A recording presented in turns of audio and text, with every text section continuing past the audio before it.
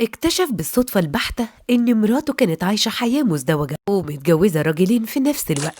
القصة بدأت سنة 2023 لما الزوج اللي كان عايش في البحيرة اضطر إنه ينقل مراته وولاده للقاهرة بسبب شغله، وكان كل هدفه يوفر لهم حياة مستقرة. لكن بعد فترة قصيرة بدأ يحس بتغيير واضح في سلوك مراته. ردودها بقت متأخرة عليه في الموبايل، وعلى طول تليفونها انتظار طول الليل، وهو بحكم شغله كان غايب وأعذارها دايما غير مقنعة.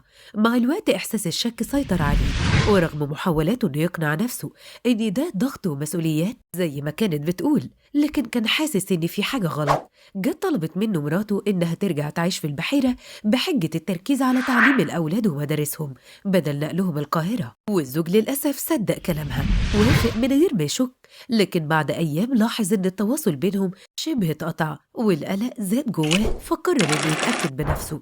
اتصل بمديرة مدرسة أولاده في البحيرة، فجاله الرد الصادم إن الأولاد أصلا مش موجودين من فترة طويلة وما رجعوش المدرسة نهائيا. هنا الزوج اكتشف إن مراته هربت، ومش بس كده، ده عرف كمان إنها متجوزة من راجل تاني رسمي وعايشة معاه وجمعت بين زوجين.